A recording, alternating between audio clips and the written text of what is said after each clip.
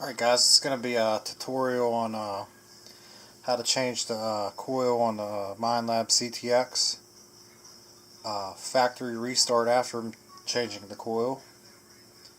And turning all your functions and putting your custom programs back onto the CTX with the Xchange. Open the box up. There's a tab here. Pull it open until it snaps open.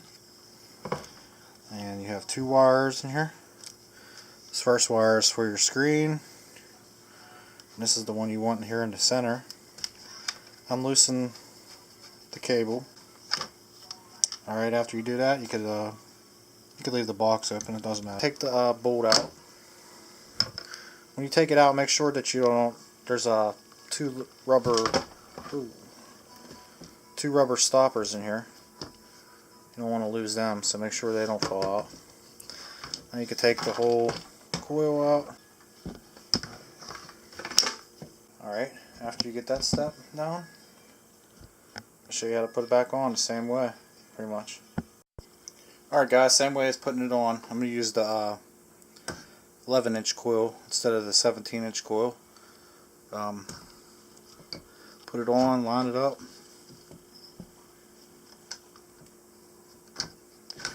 Slide the bolt in, put the nut on,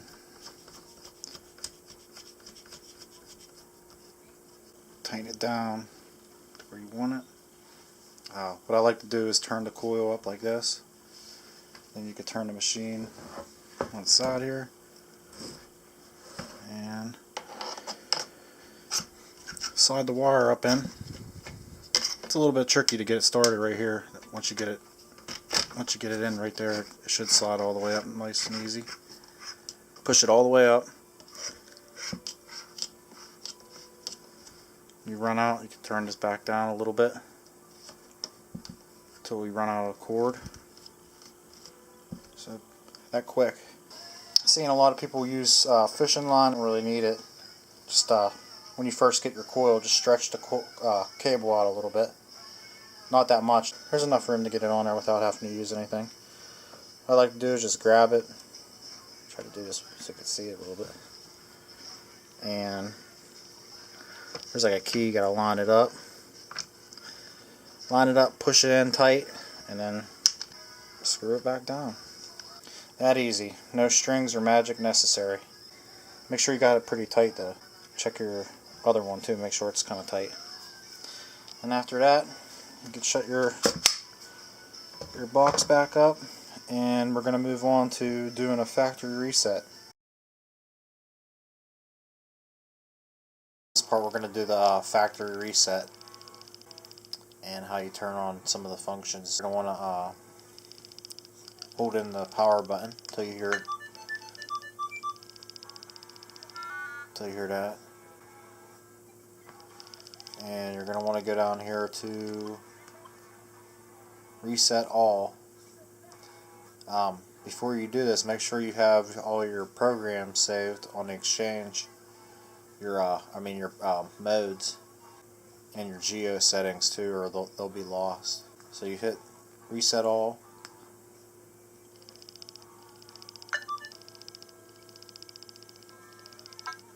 And pick English. I'm going to turn this down a little bit. The first thing I do is I hit the detect button here. I like to use target trace and target trace pinpoint. They're awesome. So turn them both on. Hit the detect button again. Then I go to sensitivity button right here on the left. And I use auto +3. Go here to auto level, turn it up to auto +3, hit the detect button. I hit that button again because I want to talk about the manual. I run in manual too, but I switch. I mostly use auto +3 a lot of the time, but I keep my manual at around like 20 to 25. Sometimes I run it at like 28. I never usually run it all the way up. But yeah, auto +3. Hit the detect button again. On my hotkey button here. I hold that in, and I like to keep mine on previous mode when I'm out in the daytime, and backlight if I'm out at night. So I'm going to put it in previous mode. Then we're going to go into your menu here, the middle button. Go all the way over to the right, options. Pinpoint lock. I use pinpoint lock.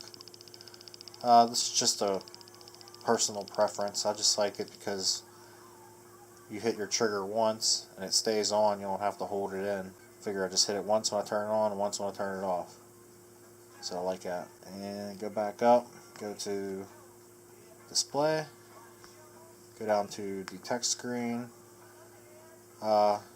Large ID panel I use most of the time when I'm filming, so you can see the numbers good. But if you don't like the large ID panel, you can leave it off. I leave navigation tool off. Sensitivity panel, turn that on. Go back down to map screen. Leave these two off. Turn on target ID panel. And I think that's pretty much it for doing the factory reset and turning on the functions. Next I'm going to show how to take off the factory programs and put your own custom modes on with the Xchange. I don't really use any of the stock programs on here, just a silver program. I've noticed that the numbers are off some whenever you don't do a factory reset after changing the coil. And to me it seems like it runs a little bit smoother maybe. It's going to be the last part of the video.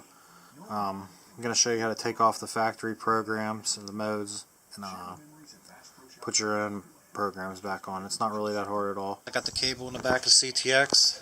It's not plugged into the computer yet. You're going to want to turn the CTX on.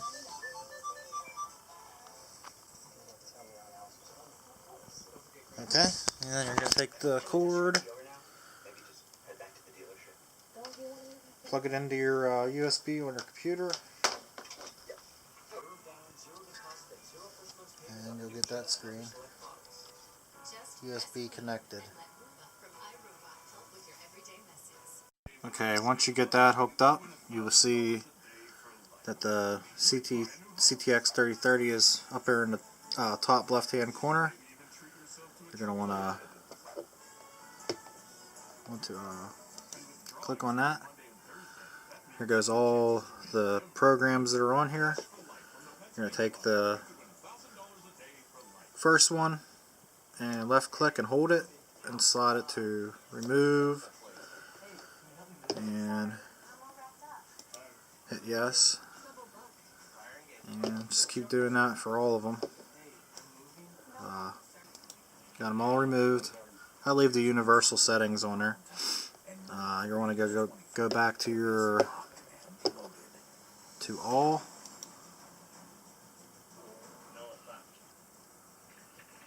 and put them on in the order you want them on there. Drop it into CTX. Copy it again. Alright, I'm going to do this one here.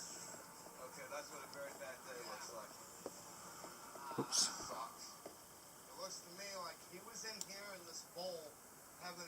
Put that one in.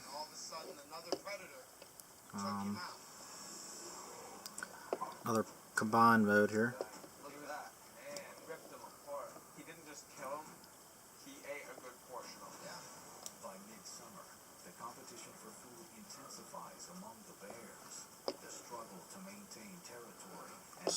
I got one didn't save in there.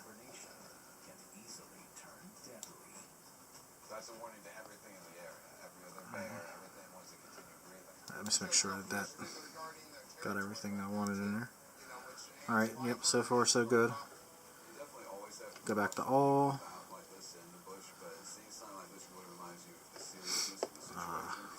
Silver. The silver program, and this is the only program I use that's the factory one, but it has a slight adjustments. Not much though.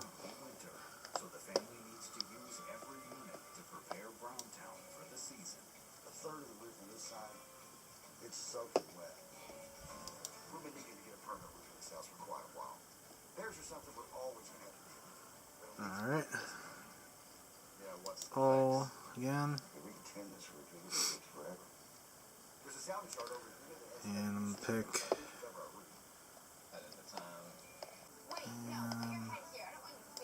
two-tone ferrous. Drop it in there. See if we got them all on here I want.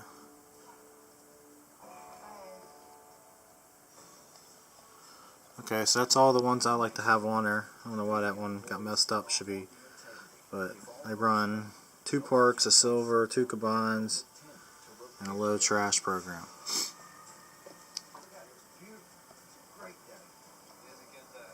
I think that's all I want on there.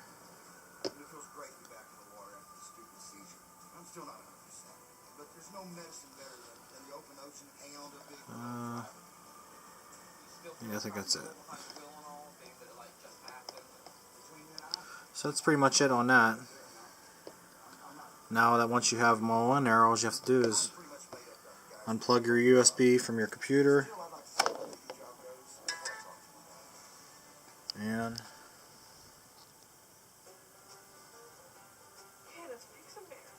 despite the increase in bear activity, bird and rain. should be good to go after that. So all the programs I put on there are on there now. Seems like it runs a little bit better, and the depth numbers are a little bit better. They're not off as much. So thanks for watching, and I hope this helped.